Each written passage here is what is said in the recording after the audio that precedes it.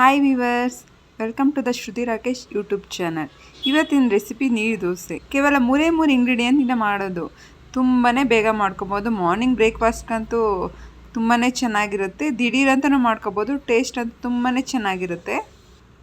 ಇವತ್ತು ನಾನು ಏನು ಮಾಡ್ತಿದ್ದೀನಿ ಅಂದರೆ ದೋಸೆ ಮಾಡ್ತಿದ್ದೀನಿ. ಯಾವ ಥರ ಅಂದರೆ ರಾತ್ರಿ ಅನ್ನ ಉಳಿದಿತ್ತು, ಅದಕ್ಕೆ 2 ಅವರ್ ಅಕ್ಕಿ ನೆನೆಸ್ಕೊಂಡಿದ್ದೀನಿ. ಉಪ್ಪು, ಈ 3 ಐಟಮ್ ಮೇಲೆ ನೀರು ದೋಸೆ ಥರ ಮಾಡೋಣ. ಫಸ್ಟು ಮಿಕ್ಸಿ ಜಾರ್ಗೆ ಅಕ್ಕಿ ಹಾಕೊಂಡ್ಬಿಡೋಣ.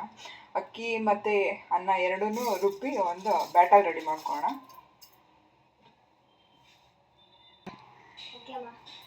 ಇದನ್ನು ಒಂದು ಪಾತ್ರೆಗೆ ಶಿಫ್ಟ್ ಮಾಡ್ಕೊಳ್ಳೋಣ.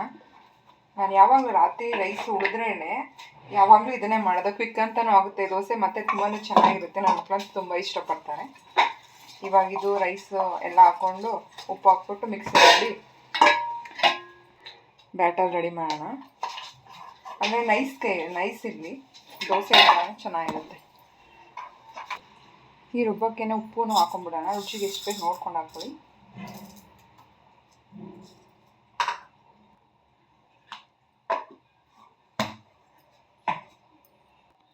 ಇವಾಗ ಇದಾಗಿದೆ, ಎಲ್ಲನೂ ಶಿಫ್ಟ್ ಮಾಡ್ಕೊಂಡು ಚೆನ್ನಾಗಿ ಮಿಕ್ಸ್ ಮಾಡ್ಕೊಬೇಕು.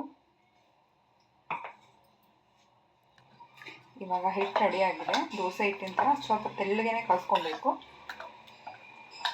ಇವಾಗ ಸ್ಟವ್ ಆನ್ ಮಾಡ್ಕೊಂಡು ತವ ಇಟ್ಕೊಳ್ಳೋಣ. ಈರುಳ್ಳಿ ಕಟ್ ಮಾಡಿಕೊಂಡು ಸ್ವಲ್ಪ ಎಣ್ಣೆ ಹಚ್ಕೊಂಡು ಈ ಥರ ಇದು ಮಾಡ್ಕೊಬೇಕು.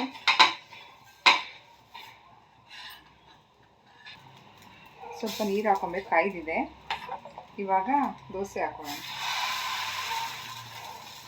ನೀವು ಯಾವ ಶೇಪ್ ಬೇಕಂದ್ರೆ ಹಾಕೊಬೋದು.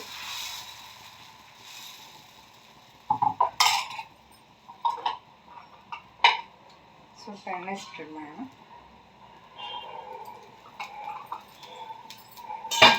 ಇವಾಗ ಲಿಡ್ನ ಕ್ಲೋಸ್ ಮಾಡೋಣ.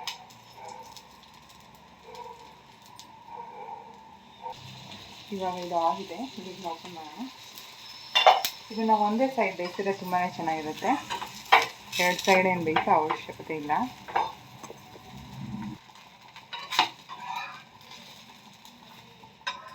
ನೋಡಿ ಎಷ್ಟು ಚೆನ್ನಾಗಿ ಬಂದಿದೆ.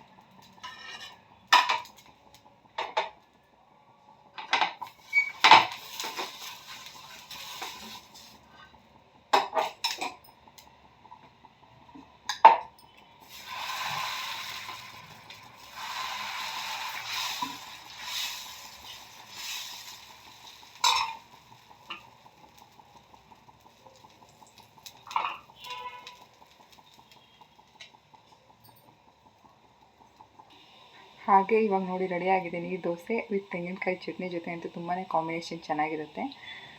ರಾತ್ರಿ ಉಳಿದಿದ್ದ ರೈಸಲ್ಲಿ ವೇಸ್ಟ್ ಮಾಡ್ದೇ ಈ ಥರ ಆರಾಮಾಗಿ ಮಾಡ್ಕೊಬೋದು. ಪ್ಲೀಸ್ ಸಬ್ಸ್ಕ್ರೈಬ್ ಮಾಡಿ, ಲೈಕ್ ಆ್ಯಂಡ್ ಶೇರ್, ಕಮೆಂಟ್ ಮಾಡಿ. Thank you for watching.